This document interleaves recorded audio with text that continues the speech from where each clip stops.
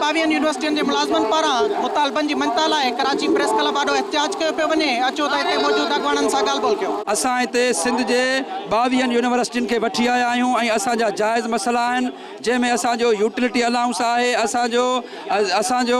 असांजी सिंडिकेट में मेंबरशिप आहे ऐं असांजो यूनिफॉर्म पॉलिसी आहे, रिटायर कोटा आहे ऐं उन खां पोइ हुकूमत तरफ़ां वधायल 25% पघार जो मसइलो आहे ऐं उन खां पोइ असांजो जेको वफ़ाक़ पघार वधाई आहे उहो मसइलो आहे ऐं ॿियो जेके वाइस चांसलर मुलाज़िमनि सां नाजाइज़ियूं कनि था उहो मसइलो आहे ऐं जेके असांजूं बजेटूं कटियूं वियूं आहिनि उन्हनि बजेटुनि लाइ बि असां गॾु हिते थिया आहियूं त असांजे यूनिवर्सिटियुनि खे बजेटूं ॾिनियूं वञनि तीअं असांखे वक़्त ते पघारूं मिली सघनि। All Sindh university employees federation जे प्लेटफॉर्म खां मजबूर थी करे सिंध जूं 22 यूनिवर्सिटियुनि जा मुलाज़िम पंहिंजे जाइज़ मसइलनि जे करे एहतिजाज करे रहिया आहिनि ऐं वॾी अफ़सोस जी ॻाल्हि आहे त पूरे असां साल ॾेढ ॿिनि खां वाइस चांसलरनि खे लिखी रहिया आहियूं ऐं प्लस जेको आहे सो सेक्रेटरी बोर्ड खे लिखी रहिया आहियूं ऐं प्लस जेको आहे असां CM खे लिखी चुका आहियूं, पर अफ़सोस आहे असांजो कोई बि आवाज़ु ॿुधी न रहियो आहे। असां मजबूर थी करे सिंध जी 22 यूनिवर्सिटियुनि जा मुलाज़िम ऐं उन जा नुमाइंदा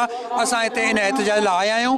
असांजा वॾा मसइला आहिनि जंहिंमें असांजो मेडिकल अलाउंस आहे, मेडिकल जेको आहे फैसिलिटी कार्ड आहे। All Sindh universities employees federation जे प्लेटफॉर्म तां जेको असां एहतिजाज शुरू कयो आहे, इहो मुसलसल 17 ॾींहंनि खां तमामु मुख़्तलिफ़ यूनिवर्सिटियुनि में असां एहतिजाज करे अॼु हिते फाइनल राउंड कयो आहे।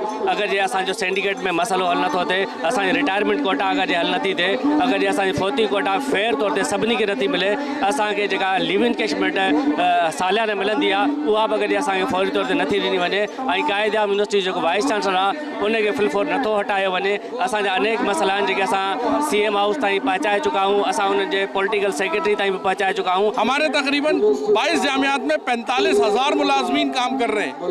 अगर ये 45 जिनकी सबसे बड़ी स्टेक है उनका ही स्टेक नहीं होगा सिंडिकेट में, तो फिर हमारे बैठने का फ़ायदा क्या। सिंडिकेट में 5-5 नुमाइंदगी टीचर्स को दी गई हैं, जबकि हमें एक भी नुमाइंदगी नहीं दी गई। हमें कम से कम 2 नुमाइंदगियां हर जामिया की सिंडिकेट में चाहिए। एहतियात में शरीक मुलाज़िमनि जो मां ॻाल्हियूं ॿुधियूं, उन्हनि जो चवणु आहे त जाइज़ मुतालबा मंज़ूर करे बेचैनी ख़त्म कई वञे। कैमरामैन फराज़ गिराणी सां गॾु आरिफ नाइच, अवामी आवाज़ TV, कराची। विज़िट कयो अवामी आवाज़ मीडिया ग्रुप जी वेबसाइट awamiawaz.pk।